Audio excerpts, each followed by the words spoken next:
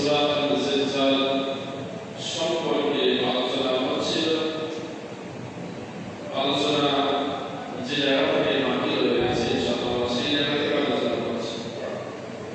গত জুমায় আমরা আলোচনা করেছিলাম কোরআন শরীফের সূরাতুল জিলজালের ফজিলত সম্পর্কে, সূরাটি নাযিল হওয়ার কারণ তথা প্রেক্ষাপট সম্পর্কে। আসুন আজকে আমরা শুরু করি সূরাতুল জিলজালের সংক্ষিপ্ত কিছু তাফসীর। কালাম কোরআন শরীফের এই সূরাটির অনেক গুরুত্ব এবং ফজিলত রয়েছে, এই বিষয়ে আলোচনা হয়ে গেছে। কোরআন শরীফে কিয়ামত সম্পর্কে বহু সূরাতে এবং বহু আয়াতে আল্লাহ রাব্বুল আলামিন বিভিন্নভাবে বর্ণনা করেছেন। এই সূরাতে আল্লাহ রাব্বুল আলামিন বলেছেন, ইযা যুলজিলাতিল আরদু জিলজালাহা, যখন এই পৃথিবীটা কম্পন হবে, ব্যাপকভাবে কম্পন।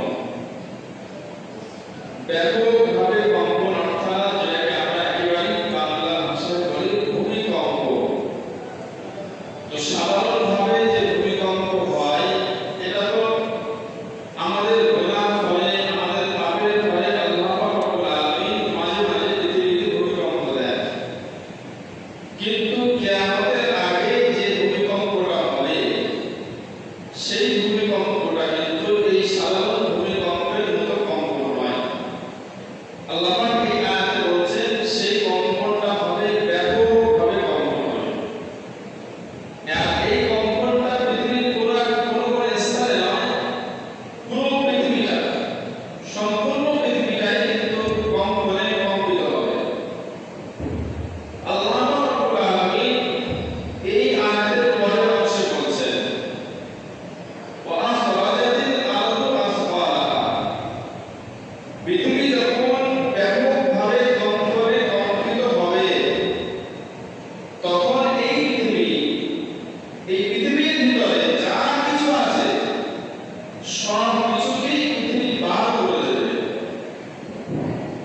ওয়া আখরাজাতিল আরদু আসফালাহা, পৃথিবী তার ভিতরে, তার গভীরে, তার পেটে যা কিছু রয়ে গেছে, যা কিছু আছে, সেদিন সেই কম্পনে সব কিছু পৃথিবী আমাদের সম্মুখে বার করে দেবে।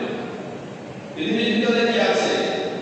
পৃথিবীর ভিতরে রয়েছে সোনা, পৃথিবীর ভিতরে রয়েছে রূপা, পৃথিবীর ভিতরে রয়েছে বিভিন্ন খনিজ সম্পদ। যে খনিজ সম্পদগুলোর জন্য আমরা লালায়িত হয়ে আমরা ছবি, সেগুলোকে আমরা আত্মসাৎ করার জন্য, নেওয়ার জন্য। আর সেই পৃথিবী, সেই সমস্ত কিছু সোনা দানা মণিমুক্তা যত দামি দামি বিষয় সম্পত্তি আছে, সম্পদ রয়েছে, পৃথিবী তার ভিতর থেকে বার করে আমাদের সামনে হাজির করবে। এই আয়াতের ব্যাখ্যায় হাদিস পাকে বিশ্বনবী সাল্লাল্লাহু আলাইহি ওয়াসাল্লাম বলেছেন, সেই দিন তিন শ্রেণীর মানুষ বড় আফসোস করবে। এই সমস্ত বিষয়গুলো দেখার পরে তিন শ্রেণীর মানুষ বড় আফসোস করবে, হায় হায়, এই সম্পদের জন্য, এই সম্পদের জন্য আমি চুরি করেছি। যারা চোর তারা আফসোস করবে, সেদিন আফসোস করে বলবে যে এই সম্পদের জন্য আমি চুরি করেছি।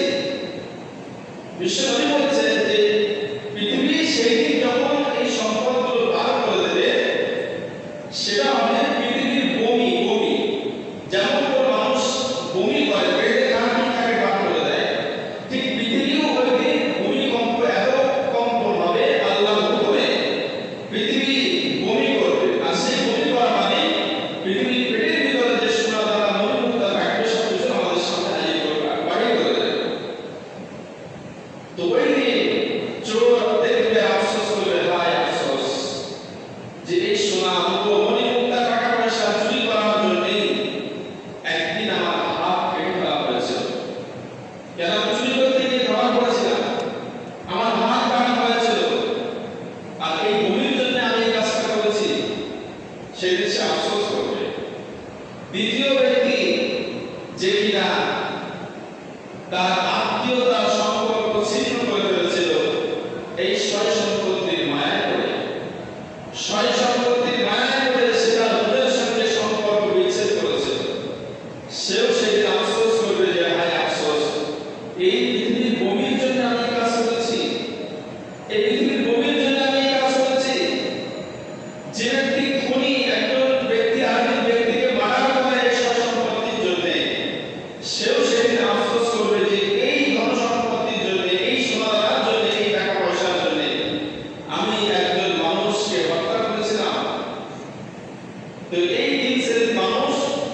সেদিন আফসোস করবে আর গোটা পৃথিবীর সমস্ত মানুষ তখন যারা থাকবে তারা বলবে যে আজকে পৃথিবী কি হয়ে গেল। ইযা যুলজিলাতিল আরদু জিলজালাহা ওয়া আখরাজাতিল আরদু আসকালাহা ওয়া ক্বালাল ইনসানু মা লাহা। সেদিন সমস্ত মানুষ বলবে যে পৃথিবী কি হয়ে গেল। পৃথিবী আজ সম্পূর্ণ কম্পিত হচ্ছে এবং পৃথিবী তার সমস্ত কিছু ভাগ করে ফেলছে। পৃথিবী কি হয়ে গেল। এটা হলো একটা কিয়ামতের বিভীষিকাময় দৃশ্য যেটা আমাদের জন্য অপেক্ষা করছে।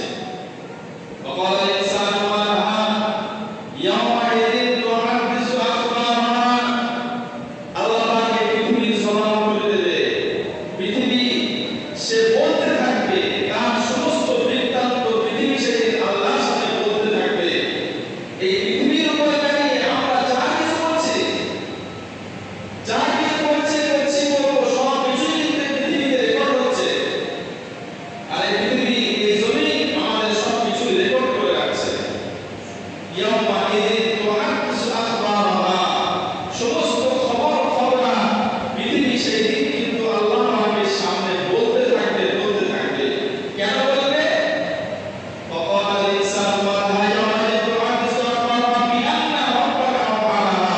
সেই দিন এই পৃথিবী অর্থাৎ আমাদের রব আল্লাহ পৃথিবীকে আদেশ করবে, হুকুম করবে। আমাদের রব সৃষ্টিকর্তা, আমাদের প্রতিপালক, আমাদের সৃষ্টিকর্তা আল্লাহ এই পৃথিবীকে আদেশ করবে যে পৃথিবী বলো তোমার পিঠের উপর দাঁড়িয়ে আমার বান্দারা কি কাজ করেছে, কি করেছে, কে কি করেছে, কে ভালো কাজ করেছে, কে খারাপ কাজ করেছে। পৃথিবী সেই সমস্ত কিছুই আল্লাহ পাকের সামনে বলতে থাকবে। আমরা কিন্তু কেউ রেহাই পাবো না।